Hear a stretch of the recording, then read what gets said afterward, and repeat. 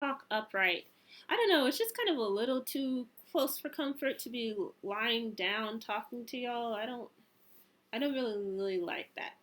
But I just want to say that I also remember that my dad would take us to the library too, and it would be the Decatur Library, which would be usually after my Saturday dance class, and my younger siblings I think would be there too. And I remember there was a radio show called Young Blood. Young Blood. I remember that. And then we would be listening to oldies and be going to the library. And I remember checking out books like Bridge to Terabithia or a cookbook about African American cuisine, learning about something called Hoppin' John. I remember that still. Now, do I know what Hoppin' John is to this? I don't remember what that is, but I just remember that being one of the recipes. Um, Bridge to Terabithia, Fahrenheit 451, A Wrinkle in Time, a sci-fi book by Isaac Asimov. I just loved the library, and I loved reading when I was young.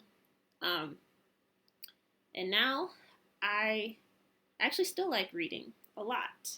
I just don't have time to do it as much as I did then. And he would enter us into medical terminology, spelling bees, me and my younger siblings. Um, we basically, he wanted to be a doctor, and that's how my abuse experience happened. But actually, it's deeper than that. There's a generational transference from,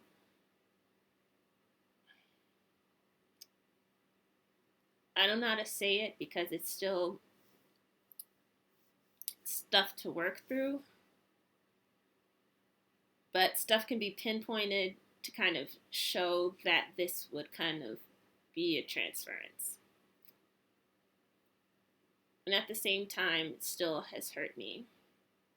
Where luckily I've been able to get a lot of help to be able to work through things a lot better to the point I can actually talk about it. Um, and yeah, medical terminology, spelling bees. I loved those. I loved sitting in my bunk bed, learning the words, how to spell the words. I missed Braille. The year I got third place, I missed the word Braille. I spelled it up to a point and I forgot I didn't finish it off with the L and the E.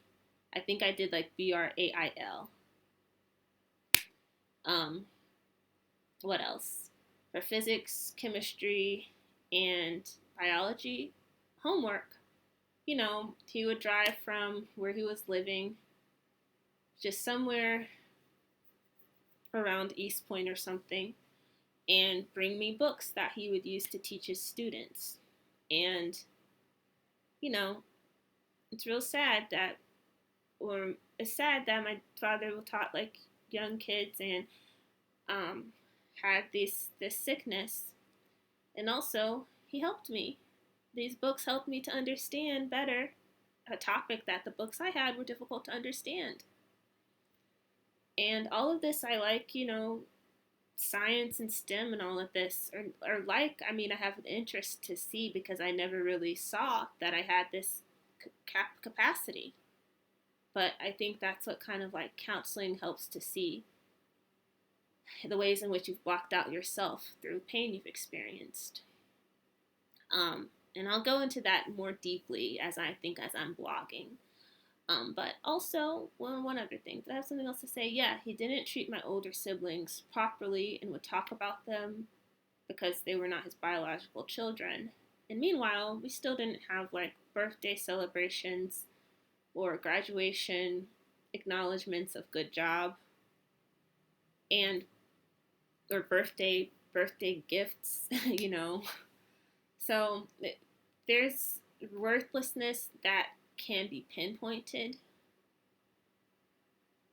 There's some generational harm that has happened that I'm just going to leave it at that. But I'm figuring things out. And I wanted to add that memory because, yeah, there's just a lot going on. And mental health is really important. It's something I kind of know that I struggle with.